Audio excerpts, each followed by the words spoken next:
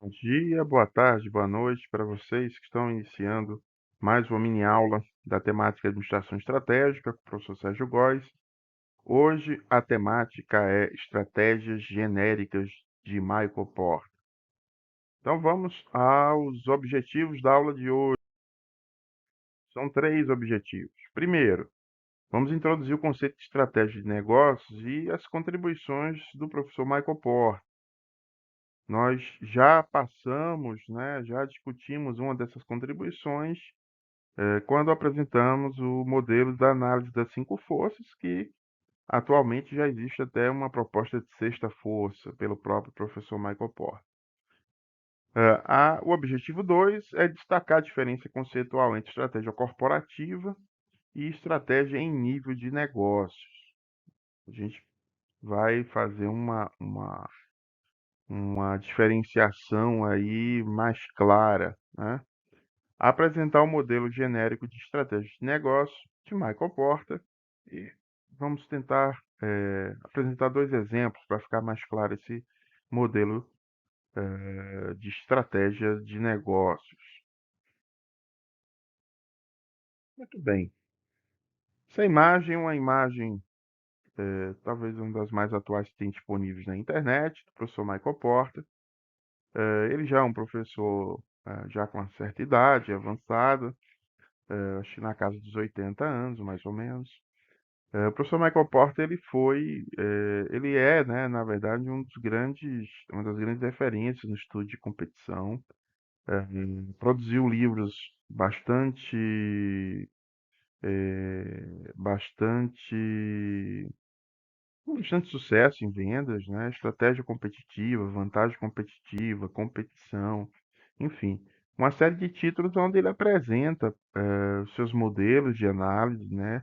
De competição, modelo de análise da concorrência, da indústria, o conceito de cadeia de valor e especificamente o que nos interessa hoje, que é o modelo de estratégias genéricas, cuja decisão ele também denomina de posição competitiva, posicionamento estratégico, né? Então é isso que a gente vai focar na aula de hoje.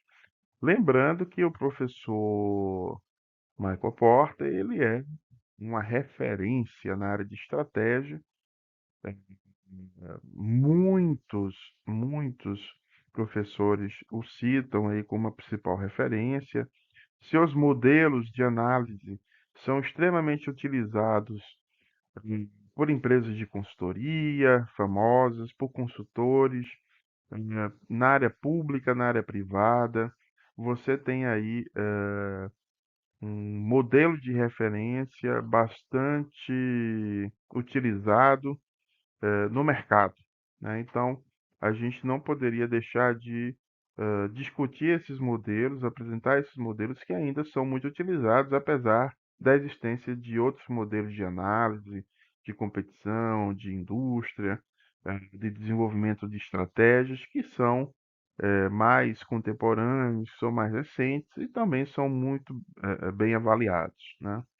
Então, é interessante é, destacar que esses modelos são modelos aí desenvolvidos na década de 70, 80, foram se aperfeiçoando ao longo do tempo, né?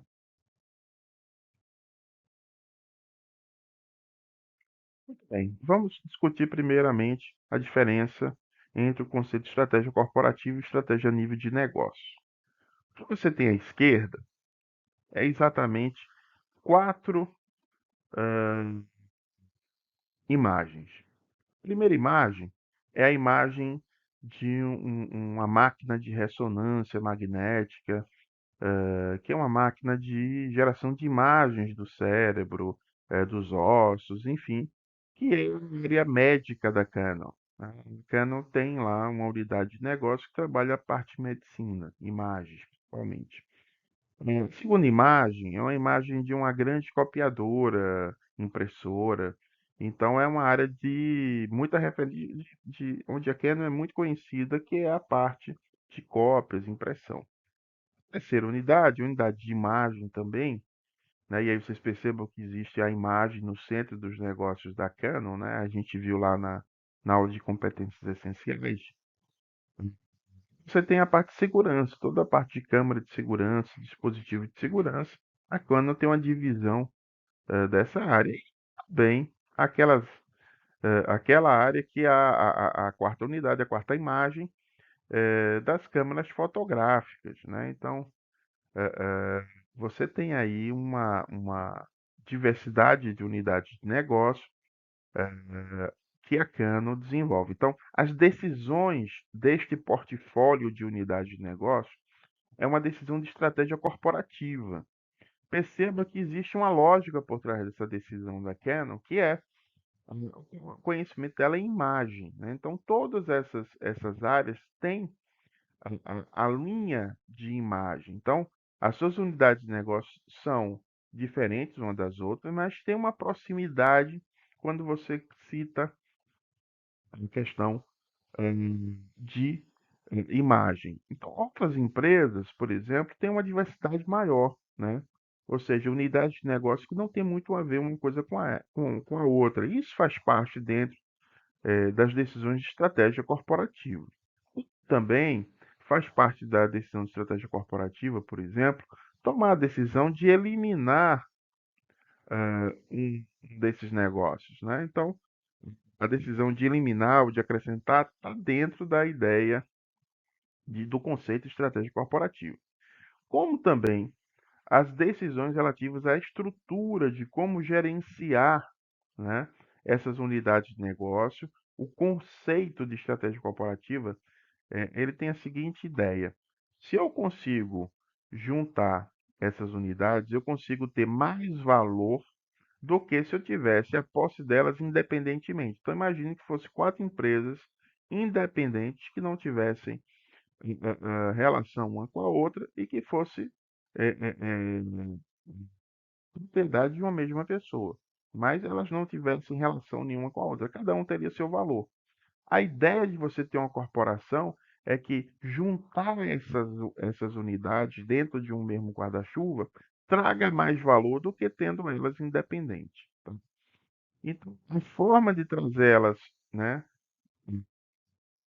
como gerenciá-las em conjunto, é que também faz parte do corpo de decisões de estratégia corporativa. A estratégia de unidade de negócio vai ser a estratégia de cada uma dessas unidades, que gozam de maior ou menor independência de acordo com a estratégia corporativa de cada uma delas. E aí a gente chega ao momento de apresentar o modelo de estratégias genéricas de Michael Porter. Percebam que existe uma matriz e 4 opções. Na verdade, você tem dentro, né,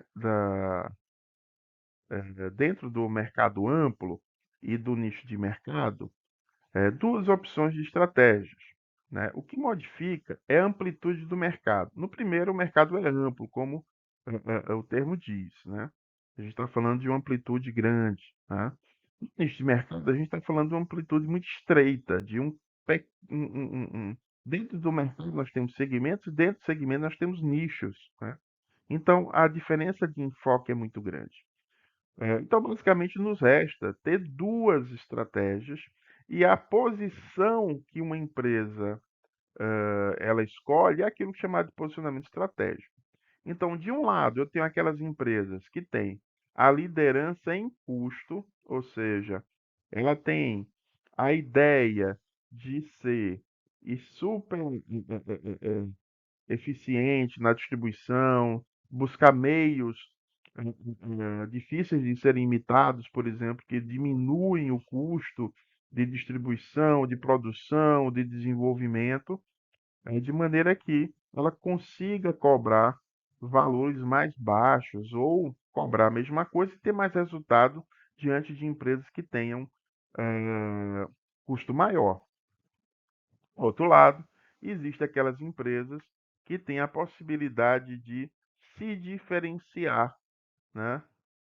São aquelas empresas que buscam agregar valor ao seu produto, ao seu serviço, ou seja, entregar uma oferta de valor ao seu cliente, de maneira que ele tenha uma predisposição maior a pagar para os seus produtos do que para os produtos concorrentes, né?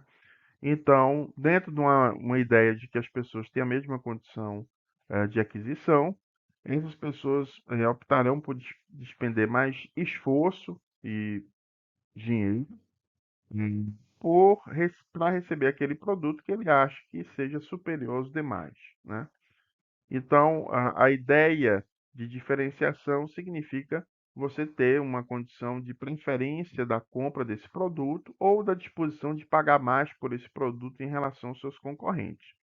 Em relação ao nicho de mercado, isso é o mesmo conceito, só que você tem aí uma amplitude de mercado bem menor. Então, basicamente, a gente tem aí o mesmo conceito, basicamente você teria uma mesma estratégia, só que com enfoque bastante menor. Alguém pode questionar, poxa, mas será que não é possível fazer as duas coisas? No passado, o Michael Porter, ele não dava essa opção, né? Mas depois de um certo tempo, começou-se a discutir a opção de que você poderia ter, sim, um espaço aí no meio em que você pudesse, ao mesmo tempo, buscar liderança em custo e diferenciação. Alguns críticos dizem que isso é falta de foco. Já outros acham que é um paradigma você pensar dessa forma e não buscar ao mesmo tempo uma liderança em custo e diferenciação. A gente vai ver mais à frente, na hora que a gente estiver vendo o modelo do Oceano Azul, que existe justamente metodologias, né, modelos, melhor dizendo, que expressam essa possibilidade, né? Ou colocam essa possibilidade como referência principal. Olha, para ser competitivo, você tem que buscar as duas coisas. Claro, dando nome para isso, dando um nome diferente para isso e chamando isso de outra forma, enfim. Mas isso é conversa para uma outra aula. De trazer aí como exemplos, né? Essas marcas aí são conhecidas. O Walmart aí entrou no Brasil, não teve muito sucesso ou o resultado que imaginava que poderia ter e acabou se desfazendo dos seus negócios, né? Mas é uma empresa tem que ter um modelo de negócio muito simples. Grandes mercados, onde você possa vender muito, uma variedade pequena, onde você tem, cada categoria você tem duas ou três marcas apenas, né? Em que você vai comprar, já que você compra duas ou três marcas de cada categoria, você vai comprar em quantidades maiores e por isso você vai conseguir vender mais barato, né? Eh, a Apple, né, a maçã, eh, ela tem aí dentro de sua história um reconhecimento, né, de tecnologia inovadora, design, qualidade de seus produtos. Isso faz com que muita gente decida pagar quase que o dobro de um valor de, por exemplo, de um notebook, de um celular, um smartphone, né, em relação a outros modelos, né? A Apple acaba se configurando como um tipo, vamos dizer assim, de produto eletrônico de um outro patamar, de um outro segmento. Então, quando você tem um celular Android, né, que você tem um sistema onde você tem marcas como Asus, Samsung, e entre outras, enfim, que usam esse sistema, você tem a Apple, que tem seu sistema proprietário, né, e que mais ninguém usa, enfim, e que ele acaba também se destacando aí como um produto diferente em relação aos demais, né? Então, diferenciação, liderança em custos, são esses os modelos genéricos do Michael Porter. Talvez a gente consiga identificar facilmente algumas empresas, né, dentro desse modelo, já outras a gente tem uma dificuldade, de fazer isso de maneira mais clara, né? Mas, enfim, ficamos aqui, hum, apresentamos, né, mais uma vez um modelo do professor Michael Porter. Lembrando que há muitos dos seus livros aí na nossa biblioteca, se quiser mais detalhes, busca os livros do professor na biblioteca. Há muitos exemplares de todos os livros dele. Um abraço, até a próxima.